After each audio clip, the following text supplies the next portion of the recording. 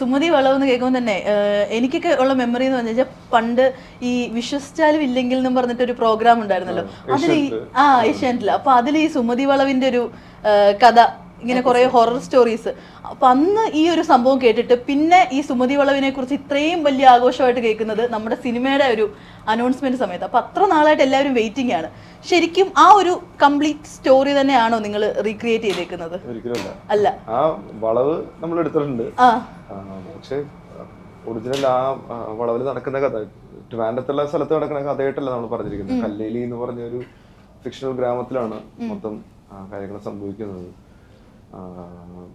പക്ഷെ ആ വളവും ഈ പറഞ്ഞ ഒരു രാത്രിയിൽ ഇത്രയും സമയം കഴിഞ്ഞു കഴിഞ്ഞാൽ ആ വഴി പ്രശ്നമാണ്.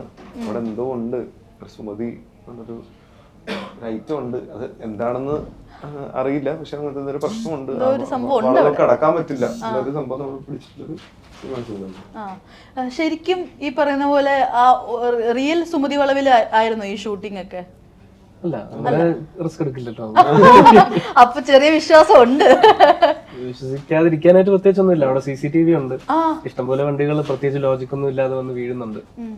മഴയൊന്നും അല്ലാതെ തന്നെ ഡ്രൈ ആയിട്ടുള്ള റോഡിൽ തന്നെ തെന്നി വീഴുന്നു വണ്ടി. പുറകെ വരുന്ന ഒരു ബൈക്കും വീഴുന്നുണ്ട്. അതൊക്കെ നമ്മൾ ഈ പറയുന്ന പോലെ ഈ ഹൊറർ മൂവീസിന്റെ ഒക്കെ പല കഥകളൊക്കെ മൂവീസിന്റെ ഷൂട്ടിംഗ് സമയത്തെ കഥകളൊക്കെ കേൾക്കുമ്പോൾ ഞാൻ കേട്ടിട്ടുണ്ട് ഇതേപോലെ പല സിനിമകൾ എടുക്കുമ്പോൾ അവരിങ്ങനെ ഓരോ സൂപ്പർ നാച്ചുറൽ പവേഴ്സ് ഒക്കെ എക്സ്പീരിയൻസ് ചെയ്തിട്ടുണ്ടെന്ന്. നമ്മുടെ സിനിമയിൽ അങ്ങനെ എന്തെങ്കിലുമൊക്കെ ഉണ്ടായിട്ടുണ്ടോ?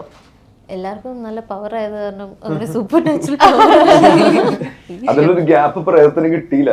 കാര്യം 10-48 ആർട്ടിസ്റ്റുകളോ ഉണ്ട് നമ്മുടെ സിനിമയില്. അത് മെയിൻ ആർട്ടിസ്റ്റുകൾ. അപ്പൊ അത്രയും നോൺ ആർട്ടിസ്റ്റുകൾ തന്നെയുള്ള. അപ്പൊ എല്ലാ ദിവസവും ഉത്സവം പോലെയായിരുന്നു അവിടെ ഷൂട്ട് എടുക്കുന്നത്. നമുക്ക് ആക്ച്വലി ഷൂട്ട് പോകുന്ന നേരത്ത് ഭയങ്കര രസമായിരുന്നു. ഒരു കല്യാണ വീട്ടിലേക്ക് പോണ പോലെയായിരുന്നു. എല്ലാ ആൾക്കാരും ഉണ്ടായാലും അപ്പുറത്ത് മറ്റേ ആ സെക്ഷൻ ഓഫ് ആൾക്കാർ, ഇപ്പുറത്ത് വേറെ സെക്ഷൻ ഓഫ് ആൾക്കാർ. So it was fun.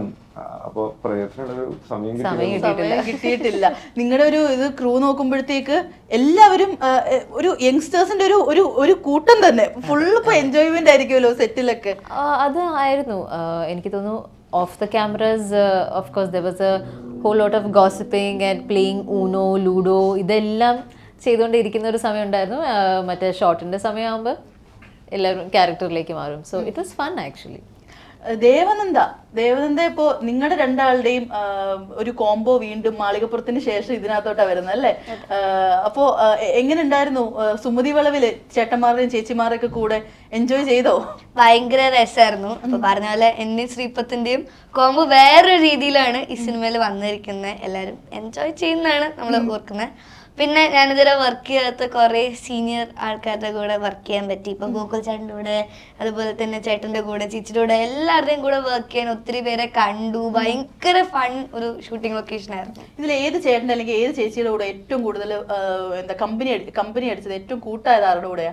എല്ലാവരുടെയും കൂടെ നല്ലായിരുന്നു. അതെ, എല്ലാവരുടെയും പെറ്റായിരുന്നു.